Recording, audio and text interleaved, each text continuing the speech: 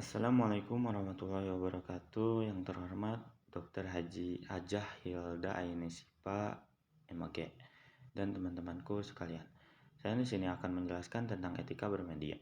Sebelum menjelaskan, izinkan saya memperkenalkan diri. Perkenalkan, nama saya Muhammad Solihin, Prodi Penjas, NPM 24068124043. Aktivitas bermedia, baik media sosial, media digital, maupun media massa, termasuk bagian dari komunikasi yang wajib dijalankan dengan adab.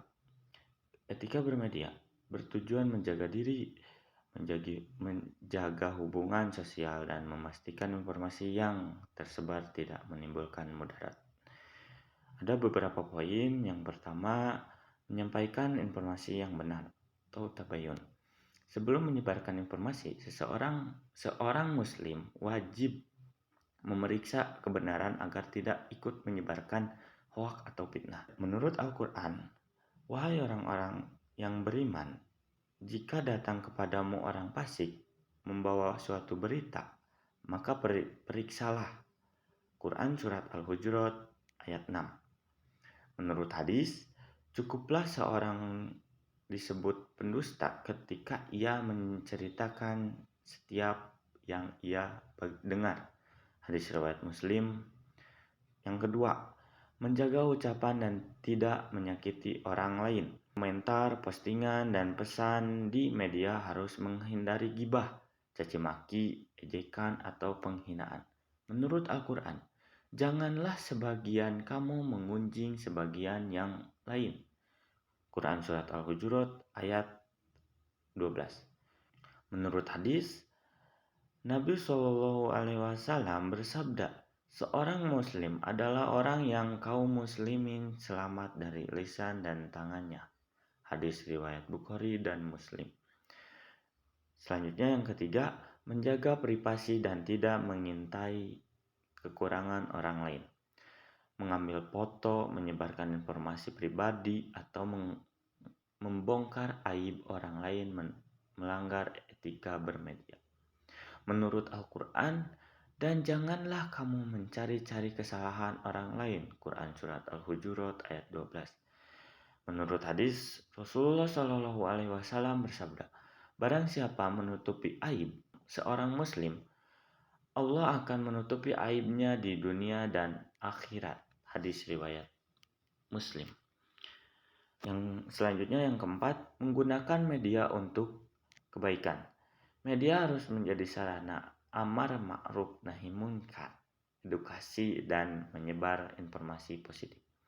Menurut Al-Quran, dan tolong menolonglah kamu dalam kebajikan dan takwa. Quran Surat Al-Ma'idah ayat 2. Menurut hadis, barang siapa menunjukkan kepada kebaikan, maka ia mendapatkan pahala seperti pelakunya. Hadis riwayat Muslim.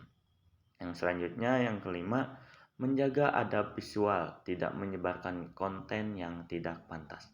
Tanggung jawab bermedia juga mencakup tidak menyebarkan gambar atau video yang mengandung kemaksiatan seperti pornografi, kekerasan, atau membuka aurat. Menurut Al-Quran, katakanlah kepada laki-laki beriman agar mereka menjaga pandangannya, dan katakanlah kepada perempuan beriman agar mereka menjaga pandangannya. Quran Surat An-Nur ayat 30-31. Yang selanjutnya yang keenam, bijak, sopan, dan menghindari debat kusir. Saat berdiskusi di media sosial, Islam menganjurkan kelembutan dan tidak terpancing dalam pertengkaran. Menurut Al-Quran, serulah ke jalan Tuhanmu dengan hikmah dan nasihat yang baik. Quran Surat An-Nahl ayat 125. Menurut hadis, aku menjamin rumah di surga bagi orang yang meninggalkan debat walaupun ia benar. Hadis riwayat Abu Daud. Yang selanjutnya yang ketujuh, hemat waktu dan tidak berlebihan bermedia. Pengguna media secara berlebihan dapat melalaikan ibadah dan tanggung jawab.